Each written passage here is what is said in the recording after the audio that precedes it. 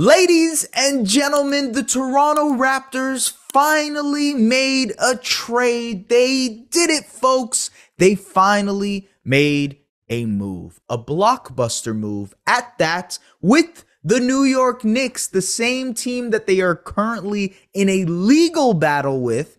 They made a trade. The Raptors and the Knicks, after years of going back and forth, we can look at the Andrea Bargnani trade. We can look at the potential Kyle Lowry trade, the almost Kyle Lowry trade that didn't happen. The Knicks and Raptors make a trade once again. This time, it was OG Anunoby heading to the New York Knicks. Precious Achiuwa and Malachi Flynn will be following him. The Raptors will be acquiring Toronto's own, Mississauga's own, RJ Barrett and Immanuel Quickley.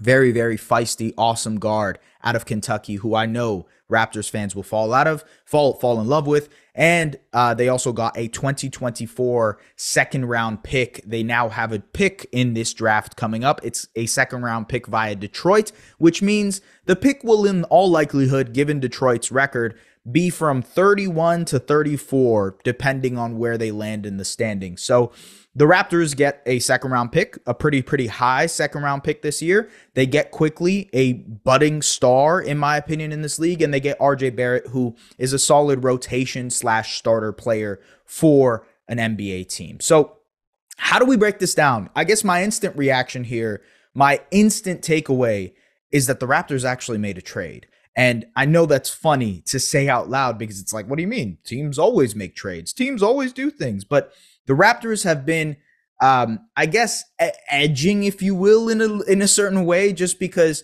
there have been moments where we thought they would trade Fred VanVleet. There were moments where we thought they would trade Kyle Lowry. There were moments where we thought, even at the deadline in this summer, that they would trade Pascal Siakam and OG. They didn't. They opted to stick with their core. Clearly, after a poor start this season, 12 and 19, they're struggling. Nothing is really working. Everybody is asking them to pick a direction, pick a sense of direction, go in a certain way. And this trade does that.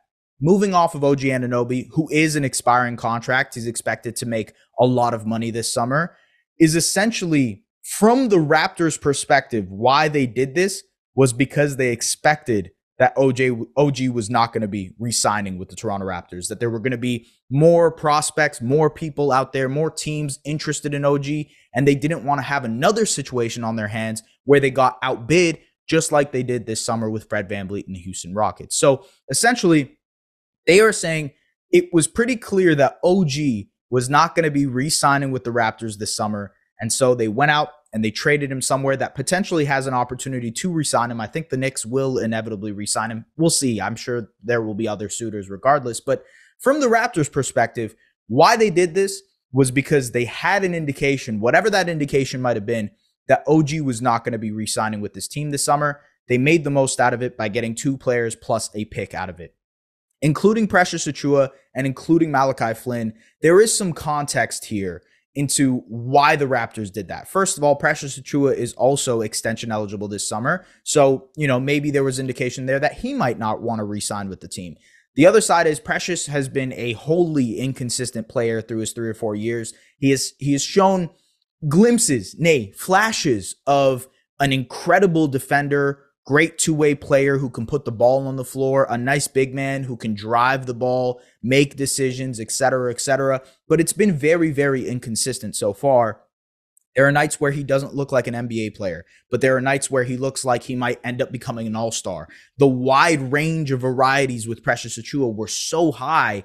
And while maybe that comes to bite the Raptors in the butt a little bit later, maybe, Precious ends up becoming a really, really good player for the Knicks. Ultimately, he was falling out of the rotation with the Raptors, especially in the last couple of weeks. He was not getting the playing time that he was to start this season. He was not getting the opportunity that he was to start this season. And ultimately, the same thing applies to Malachi Flynn. Malachi, who I interviewed this year in March, I believe. We sat down, we talked about his role. He talked about, some of his frustrations with maybe not getting the opportunity that he thought he would get in Toronto. And I think in New York, there is an opportunity for a young guard like him, a good decision maker off of the bench, to be a rotation player for this team. Now we'll see. But ultimately, The Raptors didn't have opportunities for Precious and Malachi to develop. Maybe there are those opportunities with the Knicks. And I don't think that Precious or Malachi, as funny as this might sound, were long-term things for the Raptors to consider, long-term players for the Raptors to consider. And so they decided to incorporate them into this trade. For the Raptors fans who might be listening, you might say, well, what? Precious is the perfect type of player to pair next to Scotty Barnes, perfect type of player to slot into what they're doing. Why are the New York Knicks doing this? Well, the Knicks are doing this for two reasons. One, they have been touting OG Anunoby for quite some time, a long time. Like for the last 2 or 3 years, they have considered OG to be one of their main prospects, main people that they want to go out and get. They offered 3 picks plus Evan Fournier. Shout out to Samson Folk for reporting this on the Raptors Republic podcast. You guys can go check it out. But they offered 3 picks plus Evan Fournier for OG at the deadline. The Raptors declined that trade and now make this trade instead. So ultimately, I think this trade is much better than that trade for the Raptors, especially given the fact that they want to still compete. They want to be competitive. Getting a player like RJ Barrett makes sense. For the Knicks, they get OG Anunoby, who's one of the best defenders in the NBA today. He is an incredible defender. He's one of the best shooters in the NBA right now in terms of, low usage catch and shoot guys as well. I think he pairs really well next to Jalen Brunson, next to Julius Randle. OG is essentially what Knicks fans think RJ Barrett would eventually be. And now, to be fair, OG is 3 years older than RJ Barrett is, so he's a more finished product than RJ is. But ultimately, what Knicks fans expect out of RJ on a nightly basis, I think they can actually expect from OG Anunoby, a guy who can stretch the floor for them consistently, 39, 40% shooter pretty much his entire career, a guy who can defend multiple positions.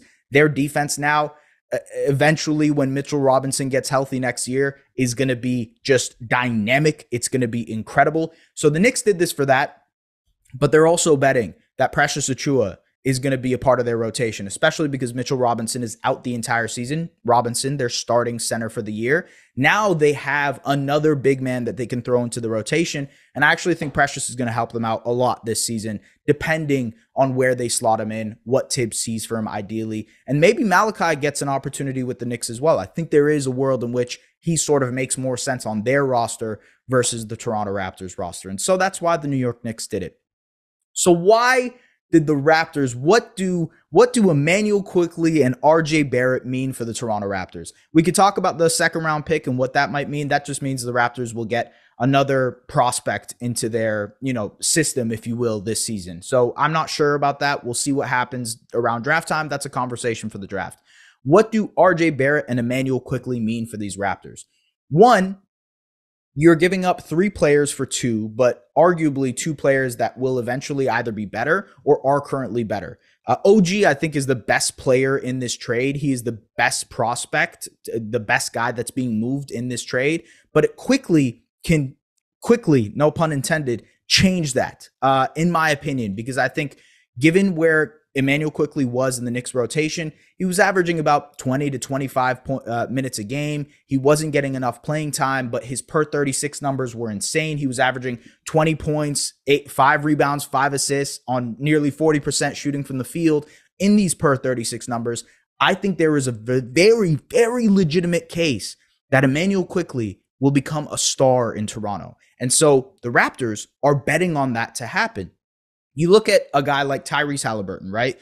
And what Tyrese was in Sacramento. It was a guy who was getting opportunity. Maybe the fit wasn't there. Maybe it wasn't right in Sacramento. They move him to Indiana, blows the doors open, and becomes an all-NBA, all-star type of player, right? I don't know if Quickley will ever end up becoming Halliburton. I'm not sure. But at the same time, he has shown the potential to become an all-star level player, in my opinion, just from seeing him, just from watching him with the Knicks. He didn't get enough opportunity in New York over the last couple of years, and now he has the opportunity to showcase himself, assuming he becomes the starting point guard for this team. I think that's a fair bet to make.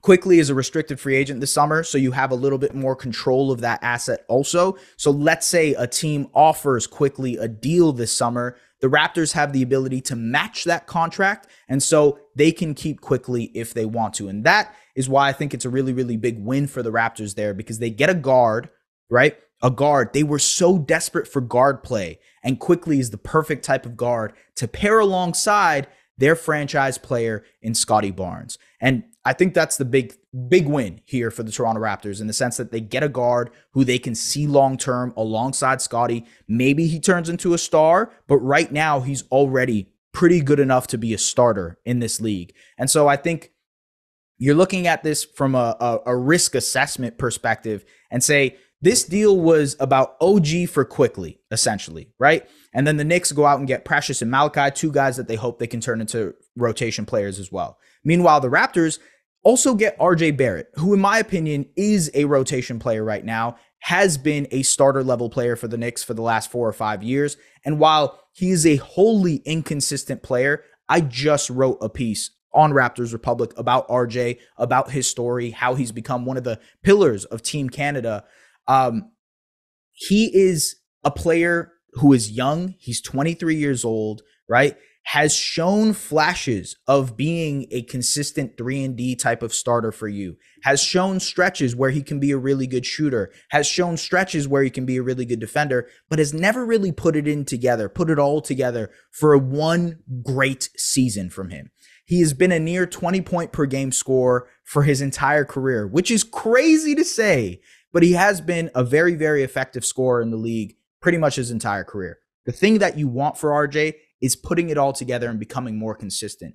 And I think if the Raptors are leaning into development, if the Raptors are leaning into we're going to be giving reps to someone, I think it's okay to give reps to a 23-year-old to see what else he can get out of his game, to see what more juice he can get out of his game. And ultimately, I'm kind of curious to see how RJ approaches this new situation in Toronto. He's back home. He's obviously going to be, I think he's going to be one of the more recognizable Raptors just because of, his connection to Team Canada and all that stuff. And, he was a great high school prospect and college prospect, one of the most highly touted prospects, Maple Mamba, all that stuff, right?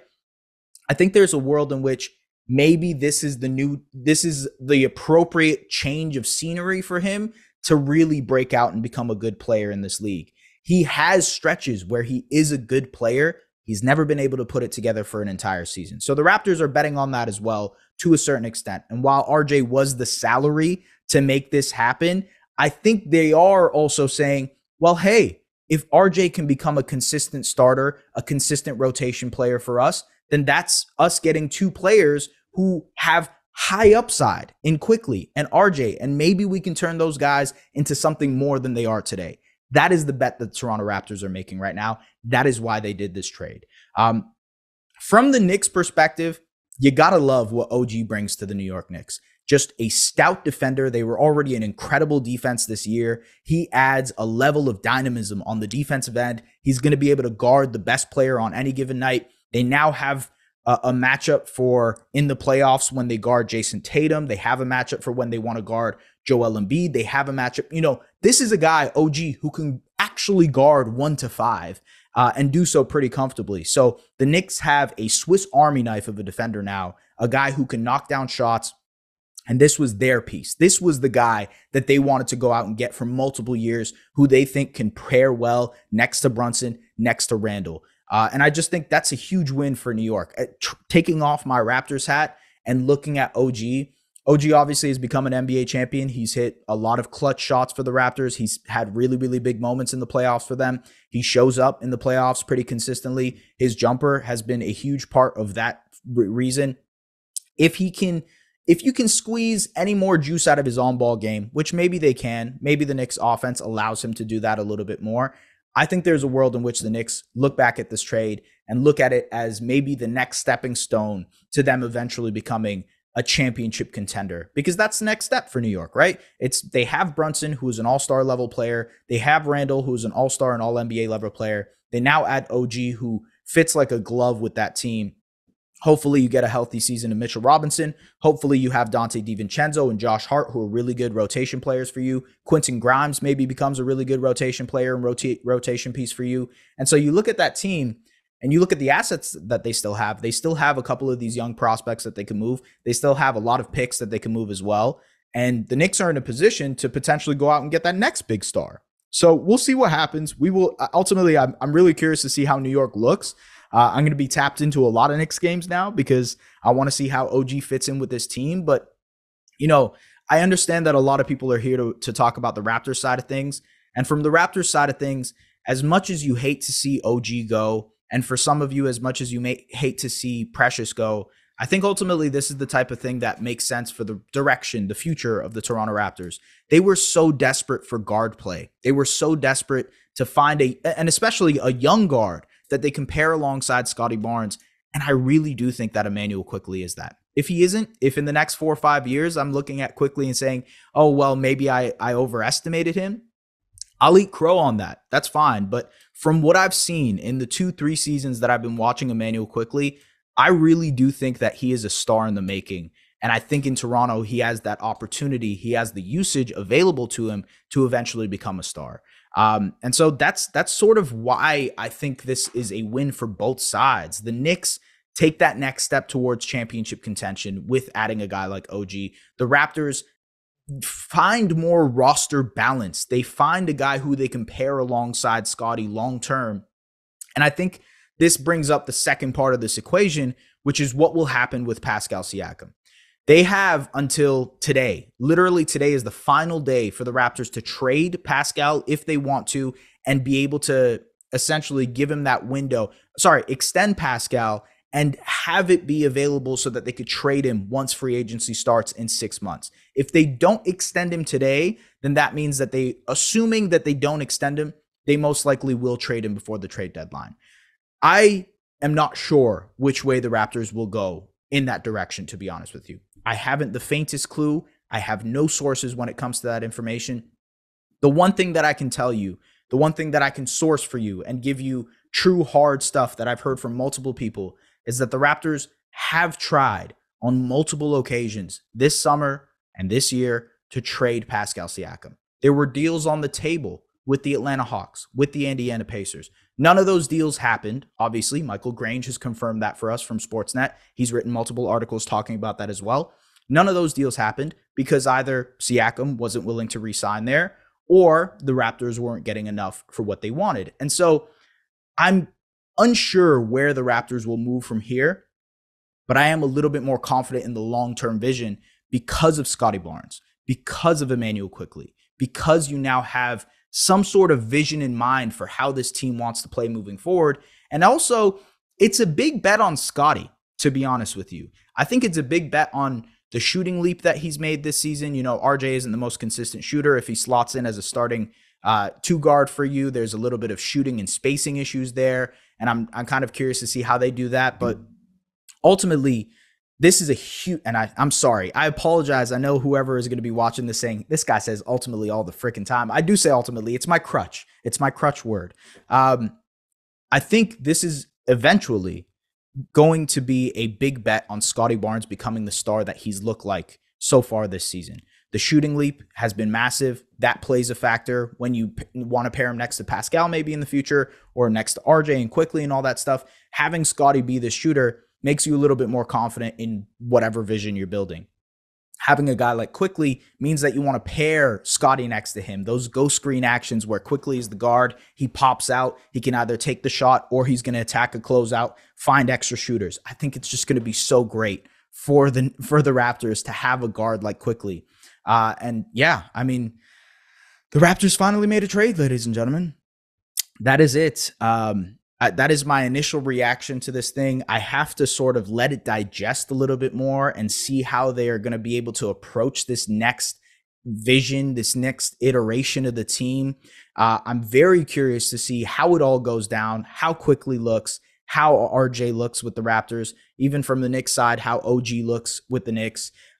It's all just tons of moving parts and tons of different things, tons of ripple effects. But I think if you want to take anything away from this video, the first ripple effect is that the Raptors finally have a guard that they can look to in the future with Scottie Barnes and pair him with Scottie Barnes. The second ripple effect is that the Knicks have taken that next step towards contention by adding a guy like OG Anunoby, who's a Swiss Army knife on defense, works well, big pairing, amazing with that team. I think they're ready to take that next step. It was a big bet for them too.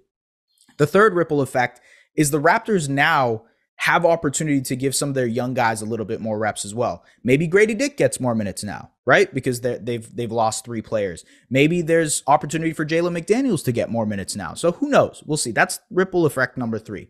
Number 4 is the fact that the Raptors have gotten a second-round pick here. So now they're involved in the draft process. They can potentially draft a decent player there in the, who knows? Really, I actually have no idea with the 2024 draft. And the 5th ripple effect is this. The Raptors are taking big bets. The Knicks are also taking big bets. The future, and in the next 5 years, 10 years, how we look on this trade, how we look back on this trade, will be determined by which big bet worked better. Is the big bet on Quickley going to work better? Is the big bet on OG going to work better? That's essentially what this trade is. And so we'll see what happens. This is hard. It's a hard trade to determine and say, oh, this team won right now, because it's not like that. This is a bet for both teams for the future, for OG right now, for Quickley in a couple of years. And so we can't really know until we know, to be honest with you, with these type of trades. And maybe the Raptors aren't done from here. So thank you very much for everybody who's listened. If you would like to tap into the Objective Basketball Podcast, I'm sure Lauren and I are going to discuss this once we're back next week. And thank you very much for tapping in general. We appreciate you guys, the support, and always like, subscribe onto the SDPN YouTube channel for all Raptors content and for more NBA content as well. So thank you very much. Happy New Year. Take care.